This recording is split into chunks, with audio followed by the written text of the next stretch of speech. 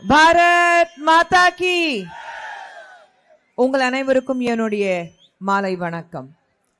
இங்கே வந்திருக்கும் பாஜகவின் மாநில தலைவர் அனந்த் நயினார் நாகேந்திரன் அவர்கள், அதிமுக சார்பாக வந்திருக்கும் அனைவருக்கும், இங்கே வந்திருக்கிற நம்ம கூட்டணியோட எல்லா தொண்டர்களுக்கும் என்னுடைய வணக்கம்.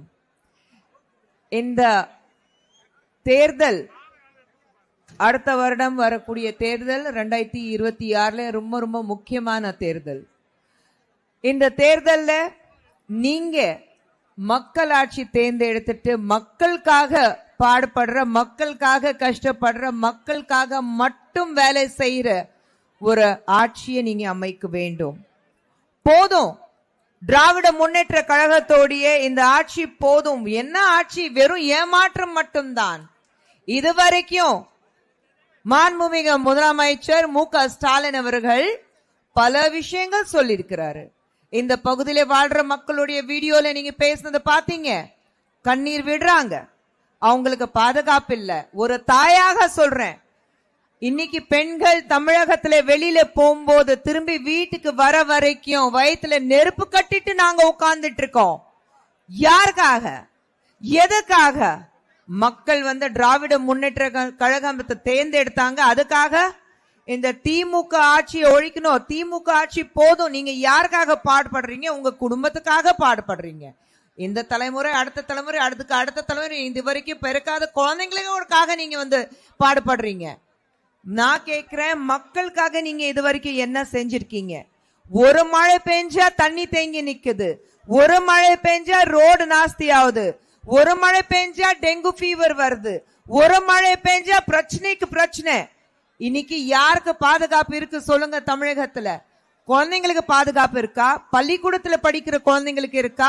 இல்ல கல்லூரிக்கு போற மாணவர் மாணவிகளுக்கு இருக்கா?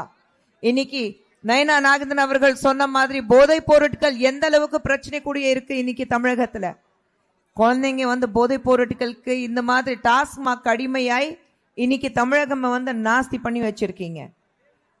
எடப்பாடி பழனிசாமி அவர்கள் முதலமைச்சராக இருக்கும் போது எந்த அளவுக்கு ஒரு முன்னேற்றம் நம்ம பார்த்தோம். பச்சை பசையா இருந்தது தமிழகம். இன்னைக்கு எங்கே சுத்தி பார்த்தாலும் மீனவர்கள் இருக்கட்டும், இல்ல நம்ம விவசாயிங்க இருக்கட்டும், இல்ல சிறு தொழில் செய்யறவங்க இருக்கட்டும், நேசவாளர்கள் இருக்கட்டும், எல்லாரும் இன்னைக்கு கஷ்டத்துல இருக்காங்க. இன்னைக்கு பெண்கள் கஷ்டத்துல இருக்காங்க. நம்மளுடைய பிரதமர் நரேந்திர மோடி அவர்கள் பெண் முன்னேறணும், பெண்களுக்கு எல்லா முக்கியத்துவம் கொடுக்கணும்னு சொல்லி, நீங்க இதுவரைக்கும் இந்தியாவிலே நம்ம பார்க்காத ஒவ்வொரு விஷயத்திலையும் பெண்கள் முன்னேறிட்டு இருக்காங்க. சிறு தொழில்கள், நீங்க மத்தவங்களுக்கு ஏன் வேலை செய்யணும்? நீங்க உங்களுடைய தொழில் ஆரம்பிங்கன்னு சொல்லிட்டு எல்லாருக்கும் வசதி வாய்ப்புகள் பண்ணி கொடுத்திருக்கிறாங்க. லோன்ல இருந்து உங்களுக்கு என்ன தேவையோ அது எல்லா வசதிகள் உங்களுக்கு நாங்க கொண்டு வந்திருக்கோம். ஆனா தமிழகத்துல மட்டும் என்ன நடக்குது? தமிழகத்துல இருக்கிற கூட்டணி சொல்லும் போது, நான் உனக்காக நீ எனக்காக, நான் உனக்காக சம்பாதிக்கிறேன் நீ எனக்காக சம்பாதிச்ச போதும், அந்த வகையில மட்டும்தான் வேலை நடக்குது. நான் கேட்கிறேன், இது வரைக்கும் மறுபடியும் அடுத்த வருடம் நாங்க ஆட்சிக்கு வந்துடும் ரொம்ப பேராசையோட தான் உட்கார்ந்துட்டு இருக்காங்க திமுக. ஆனா அவங்களுக்கு ஒரு நல்ல பாடம் புகட்டணும். அதுக்கான எல்லா வேலைகள் இன்னைக்கு பார்க்கணும். இன்னைக்கு நம்மளுடைய ஃபேத், நம்மளுடைய நம்பிக்கை, நம்ம மதம் எது இருந்தாலும், இன்னைக்கு நீங்க திருப்பூர் குன்றத்துல நீங்க உச்ச மலையில தீபம் ஏத்த கூடாதுன்னு சொல்லியிருந்தீங்க. சுப்ரீம் கோர்ட் ஆர்டர் இருந்தும் நீங்க அது அனுமதிக்கல. இதுக்கப்புறம் ஜட்ஜ் சுவாமிநாதன் அவர்கள் உங்களுக்கு அனுமதிச்சதுக்கு அப்புறம் இன்னைக்கு இம்பீச்மெண்ட் அவருக்கு எதிராக நீங்க போட்டிருக்கீங்க. மறுபடியும் இன்னைக்கு பாத்தீங்கன்னா ஹைகோர்ட்ல இருந்து, சுப்ரீம் கோர்ட்ல இருந்து எல்லா ஜட்ஜஸ் ஜஸ்டிஸ் சுவாமிநாதன் அவர்களுக்கு சப்போர்ட் பண்ணி கடிதம் எழுதியிருக்காங்க. ஆனா நீங்க உங்க குடும்பத்திலே இருக்கிற பெண்கள் கோயிலுக்கு போவாங்க, சாமி கும்பிடுவாங்க, வீட்டுல எல்லா பூஜை நடக்கும், எல்லா வசதிகள் நீங்க பண்ணி கொடுப்பீங்க. கோயிலுக்கு முன்னாடி நின்னுட்டு தலைக்கு ஒரு நல்ல பட்டைய போட்டுட்டு, நல்ல மல்லிப்பூ வச்சுட்டு, நல்லா கையில கழுத்துல கயிறெல்லாம் கட்டிட்டு நீங்க கோயில் முன்னாடி நின்னுட்டு, கோபுரம் வாசல்ல நின்னுட்டு நீங்க பூஜை வைப்பீங்க, போட்டோ எடுப்பீங்க. அது மட்டும் நாங்க பார்த்துட்டு வேடிக்கை பார்க்கணுமா? ஆனா நாங்க எதுலயும் எங்களுக்கு நம்பிக்கை கிடையாது சொல்லிட்டு நாஸ்தின்னு சொல்லிட்டு நீங்க போயிட்டு எல்லா வேலையும் செய்வீங்க. ஆனா இங்க இருக்கிறது மக்கள் பூஜை செய்யக்கூடாது. இது எந்த விதத்துல நியாயம்? மக்கள் நீங்க ஏமாத்திட்டு இருக்கீங்களா? ஏமாந்தது போதும். மக்கள் இனிமே ஏமாறதுக்கு தயாராக இல்ல. நான் கேக்குறேன், இது வரைக்கும் நீங்க தமிழகத்துல கடந்த 5 வருடத்துல என்ன செஞ்சிருக்கீங்க? என்ன தமிழகத்துல முன்னேற்றம் பார்த்திருக்குமா? திமுக ஆட்சிக்கு வந்தது இருந்து இது வரைக்கும் 65% பெண்களுக்கு எதிரான கொடுமைகள் அதிகமாயிருக்கு. 65% நினைச்சு பாருங்க. 1%, 2% கிடையாது, 65%. எங்கே போறது? தாய்மார்கள் எங்கே போவாங்க?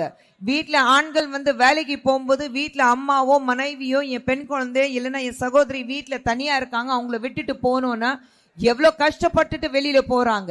திரும்பி வீட்டுக்கு வந்தாக்கா அவங்க ஒழுங்கா இருக்காங்க, ஒரு போன் வந்தாக்கா பயந்துட்டு எடுக்கிறாங்க. எல்லாம் ஓகேயா? ஒன்னும் பிரச்சனை இல்லையா? தண்ணி கிடையாது, சுவாசிக்கிறதுக்கு நல்ல காத்து கிடையாது. உங்களுக்கு சுகாதார விஷயத்துல எதுவுமே பண்ணல நீங்க. நான் கேக்குறேன், எல்லா ரோடு செனட் ஆஃப் ரோடுக்கு போது அந்த ரோட்ல எங்கேயாவது குழி பார்த்திருக்கீங்களா? எல்லா ரோடு எங்க மந்திரிகள் வீட்டுக்கு போகுது அந்த ரோட்ல எங்கேயாவது தண்ணி தேங்கி நிக்கிறது பார்த்திருக்கீங்களா? அந்த ரோட்ல குப்பைகள் இருக்கிறது பார்த்திருக்கீங்களா? உங்க வீட்டுக்கு எந்த ரோடு போகுது அது மட்டும் சுத்தமா இருக்கணும், அது மட்டும் கரெக்டா இருக்கணும். அங்க கரண்ட் போகாது, அங்க குப்பை இருக்காது, அங்க 24 மணி நேரம் உங்களுக்கு பாதுகாப்பு இருக்கும். அப்போ உங்களுக்காக நீங்க ஆட்சிக்கு வந்தீங்களா இல்ல மக்களுக்காக நீங்க வந்தீங்களா? திமுக பொறுத்த வரைக்கும் நல்லா தெரியுது, நீங்க பண்றது வெறும் உங்களுக்காக. நீங்க உங்க குடும்பத்துல இருக்கிறவங்க உங்க நண்பர்களுக்காக நீங்க ஆட்சி பிடிச்சிட்டு வந்திருக்கீங்க. போதும், இதுக்கப்புறம் நாங்க ஏமாறதுக்கு தயாரா இல்ல. வரும் தேர்தல்ல 2026 ஏப்ரல்ல நம்மளுடைய கூட்டணி ஜனநாயக கூட்டணி நிச்சயமாக ஜெயிச்சிட்டு மக்களுக்கு ஒரு நல்ல ஆட்சி கொடுப்போம். கொடுப்பீங்களா இல்லையா? அடுத்த ஆட்சிக்கு வரப்போது யாரு? நீங்க ஒவ்வொரு இடத்துக்கு போகும்போது பெண்களுக்கு நீங்க முன்னாடி சொல்லணும். பெண்கள் கிட்ட குழந்தைங்ககிட்ட ஃபர்ஸ்ட் டைம் வோட்டர்ஸ் இருப்பாங்க, அவங்களுக்கு சொல்லணும். அடுத்த ஆட்சிக்கு முதலமைச்சர் யாரு? மறந்துடாதீங்க. அடுத்த ஆட்சி வரும்போது நம்ம கூட்டணி இருக்கும். நம்ம கூட்டணி ஜெயிச்சாதான் மக்களுக்கு நல்லது செய்ய முடியும். நம்ம எல்லாரும் சேர்ந்து பாடுபடுவோம், மக்களுக்கு நல்ல ஆட்சி கொடுப்போம், பெண்களுக்கு பாதுகாப்பு கொடுப்போம், நம்ம பசங்களுடைய எதிர்காலம் நல்ல உருவாக்குவோம். அதுக்காக பிரதமர் நரேந்திர மோடியும் நம்மளுடைய அண்ணன் எடப்பாடி அவர்களும் சேர்ந்து ஒரு ஆட்சி அமைஞ்சாதான் தமிழகம் முன்னேறும். அதுக்காக நம்ம எல்லாரும் ஒன்னா இருப்போம். பாரத் மாதா கி! நன்றி.